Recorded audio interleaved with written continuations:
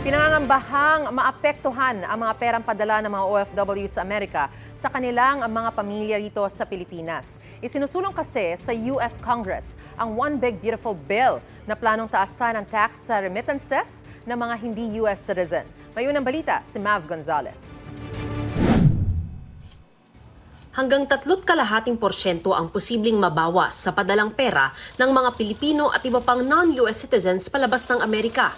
Plano kasi ang buwisan simula January 1, 2026 sa ilalim ng panukalang One Big Beautiful Bill na isinusulong sa US Congress ni US President Donald Trump. Mabigat yan para kay Sandy Agustin, isang healthcare worker. Ang bayad niya kada transaksyon sa 10 dolyar o mahigit 500 piso, magiging $40 na katumbas ng mahigit 2,000 piso. Dahil lingguhang magpadala, halos 8,000 piso yan kada buwan. Alam naman po natin na hindi po pinupulot ang pera dito at pinagtatrabuhuan po talaga namin yon. At yung taas, imbis na ibibigay namin sa pamilya namin, ibabayad pa namin sa tax. Ang remittance tax naman na binabayaran ng dialysis technician na si Arturo Reyes mula $7 o halos 400 pesos, aakyat sa katumbas ng halos 2,000 pesos. Malaki na yan. So nananawagan ako sa ating mahal na Pangulo dito sa Amerika, President Trump, sana babaan niyo po, become lowest na 3.5, babaan niyo pa po.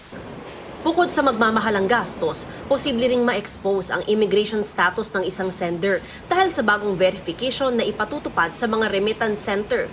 Sabi pa naman ng Bangko Sentral ng Pilipinas, sa Amerika galing ang pinakamalaking bahagi ng remittances na pumapasok sa Pilipinas. $14 billion yan o halos 800 billion pesos noong nakaraang taon.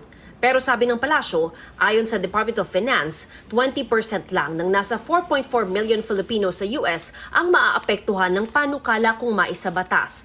The tax will affect non-US citizens, including green card holders and those with working visas, H-1 visa holders. Although 41% of the remittances are routed through the US, not all of these are from Filipinos in the US because remittances are routed to the US via correspondent banks. Dagdag ng DOF, sa inaasahang $36.5 billion na remittances sa 2026, nasa $100 million lang ang mawawala dahil dito. Mahigit billion pesos din yan, pero sabi ng DOF, nasa 0.003% lang ito ng gross domestic product ng bansa.